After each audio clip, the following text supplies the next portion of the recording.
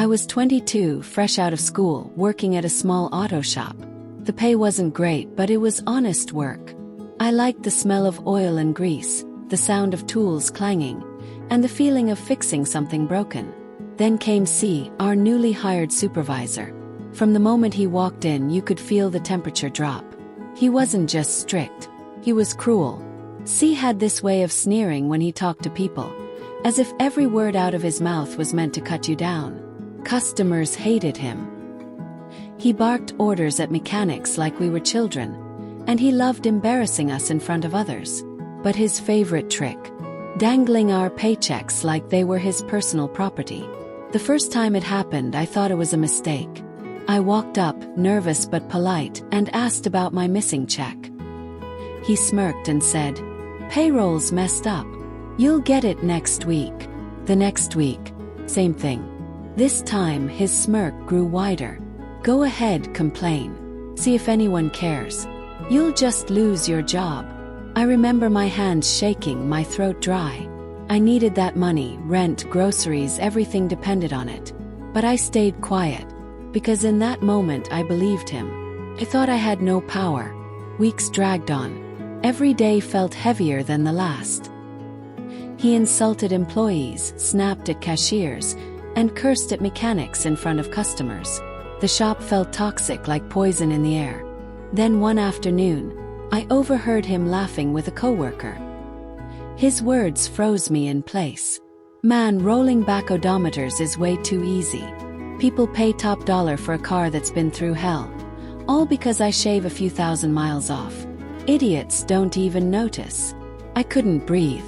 This wasn't just arrogance anymore, this was fraud. Real serious fraud. Customers were being robbed blind, and C thought it was hilarious. That night, as I lay in bed staring at the ceiling, something shifted in me. The fear that had kept me quiet all this time.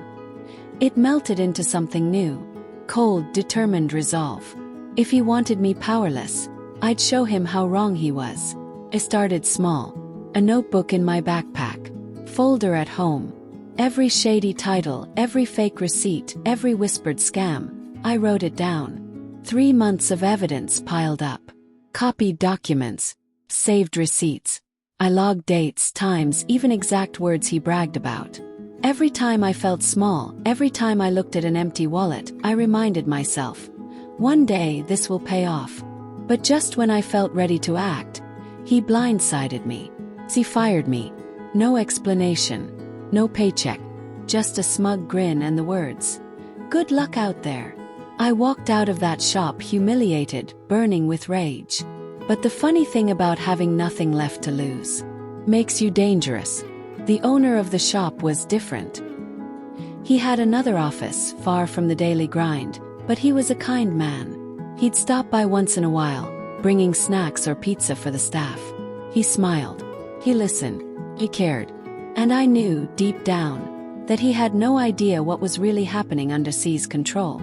So I dressed as sharp as my budget allowed, walked into his office, and placed a thick, neatly organized folder on his desk. My hands trembled, but my voice was steady. "I need you to see this," I said. The owner flipped through page after page. His face darkened with each document. Fake bills, tampered titles, customer complaints, my missing paychecks. When he finally looked up at me, his eyes were steel. "You'll get your job back," he said. "But give me time. I want to investigate this thoroughly." For the first time in months, I felt hope. Those 2 weeks dragged like years. Every day I wondered, what if nothing happens? What if C finds out? What if the owner decides to protect him? But then my phone rang.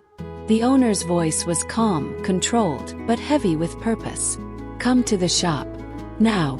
I walked in to find the atmosphere electric. The owner stormed in with several men who looked like professional bouncers. Broad, serious, not here to play games. Everyone, the mechanics, the cashiers, the customers, went silent as the owner faced C. "I've spoken to customers," the owner said coldly. "I've seen the documents. I know everything." C stammered, trying to force a grin. It's a mistake." But the men stepped forward. One grabbed him by the collar. Another opened the door. And just like that, the man who once mocked me, who stole from me, who terrorized everyone around him, was dragged outside like a piece of garbage. His face was pale. His expression humiliated. He looked like a dog with its tail between its legs. And the sight of him standing there, powerless, is one I will never forget. From that day forward, the shop changed. The air felt lighter. Mechanics laughed again while working. Customers commented on how much better the place felt. One of my co-workers was promoted to supervisor, and he turned out to be fair, respectful, and genuinely good at his job. As for me, I got every penny C had withheld, and I got something far more valuable, my dignity. For years we laughed about that dark chapter, but I always remembered the lesson. Do no harm. Take no *T.